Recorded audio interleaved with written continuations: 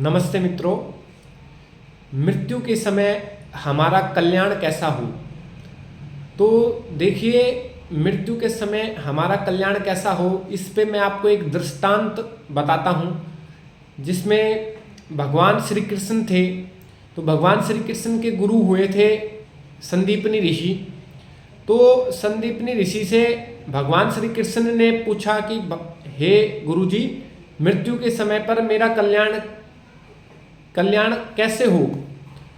तो संदीपनी ऋषि जी ने बताया कि भाई, मृत्यु के समय कल्याण तब होगा जब हमें ये बातें याद आएंगी। तो पहला ईश्वर के बारे में कि त्वम अक्षित मसीह, हे ईश्वर आप अक्षित है, अनादि है, अनंत काल से चलते हुए आए हैं। और दूसरा त्वम अच्युत मसीह, हे प्रभु आप अविनाशकारी है, आपका कभी विनाश नहीं हो सकता, आप अनंत हैं।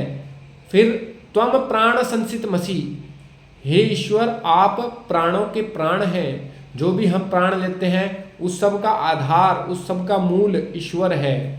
तो ईश्वर सब प्राणों का प्राण भी है। तो ये सब बातें भगवान श्री कृष्ण जी समझ गए, क्योंकि उनकी ज्ञान की मात्रा काफ़ी थी।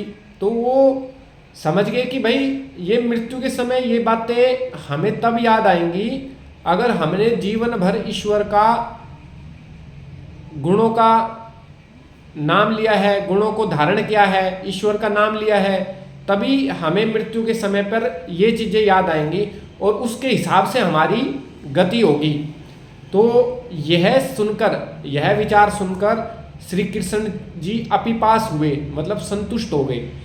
तो हमें भी देखो, हमारी जो गति है, हमारा अगला जन्म कैसा हो, हमें मोक्ष की प्राप्ति हो या हमारा अच्छा जन्म हो अगला, तो उसके लिए हमें अभी से ईश्वर का नाम लेना चाहिए, ताकि मृत्यु के समय हमें ईश्वर याद आए। और गीता में भी यह लिखा गया है कि जब मृत्यु के समय जीवात्मा को जो चीज़ ध्यान आती है तो उसकी गति वैसी हो जाती है। जैसे ईश्वर की याद आती है तो उसको मुक्ति हो जाती है, उसको भगवत प्राप्ति हो जाती है।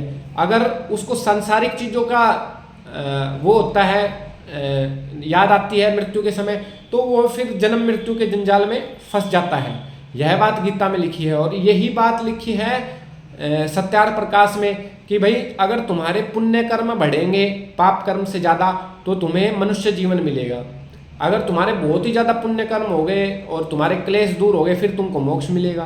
तो पुण्य भी तब मिलेंगे जब हम ईश्वर का नाम लेंगे। ईश्वर का नाम लेंगे तो ईश्वर हमको पापों से भी छुड़ाता है, हमें पापों से भी मुक्ति दिलाता है, हमारे अंदर आभास पैदा कर देता है कि भाई तुम गलत कर रहे हो।